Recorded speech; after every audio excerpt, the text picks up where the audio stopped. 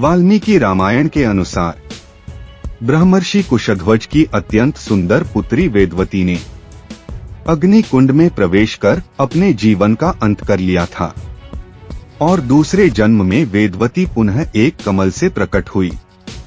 लेकिन एक राक्षस ने वहां से उस कन्या को प्राप्त कर लंकापति रावण के पास ले गया।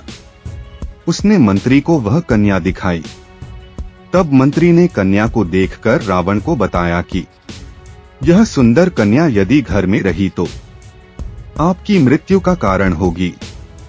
इस पर रावण ने उसे समुद्र में बहा दिया और वह कन्या समुद्र में बहती हुई राजा जनक के यज्ञमंडप के मध्यवर्ती भूभाग में जा पहुंची। एक दिन जब राजा जनक स्वयं हाथ में हल लेकर यज्ञ के योग्य क्षेत्र को जोत रहे थे, तभी वह कन्या भूमि से प्रकट हुई। राजा जनक की दृष्टि उस पर पड़ी। उसके सारे अंगों में धूल लिपटी हुई थी। उन दिनों उनके कोई संतान नहीं थी, इसलिए स्नेहवश राजा जनक ने उसे अपनी पुत्री के रूप में स्वीकार कर लिया और उसका लालन पालन किया।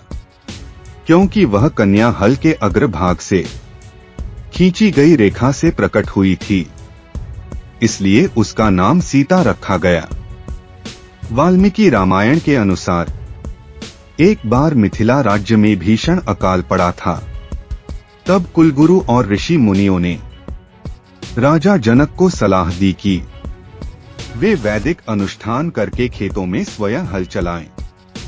इससे वर्षा होगी और अकाल खत्म हो जाएगा। तब वैशाख माह के शुक्ल पक्ष की नवमी तिथि को राजा जनक ने खेत में हल चलाया और हल चलाने के दौरान उनका हल एक कलश से टकराया। राजा जनक ने धरती खोदकर कलश निकाला। उन्होंने जब इसे खोला तो उसमें एक कन्या थी। राजा जनक ने उस कन्या को कलश से बाहर निकाला और उसे अपनी पुत्री के रूप में स्वीकार किया और इसका नाम सीता रखा गया। राजा जनक की पत्नी उस समय निःसंतान थीं, इसलिए बेटी को पाकर वो अत्यंत प्रसन्न हुई। और सीता जी का जन्म माता के गर्भ से नहीं हुआ था, वो धरती से प्राप्त हुई थीं, इसलिए उनको धरती पुत्री भी कहते हैं। वहीं जनक पुत्री के रूप में उन्हें जानकी भी कहा जाता है और सीता जी को माता लक्ष्मी जी का अवतार माना जाता है। लाइक शेयर सब्सक्राइब कीजिएगा।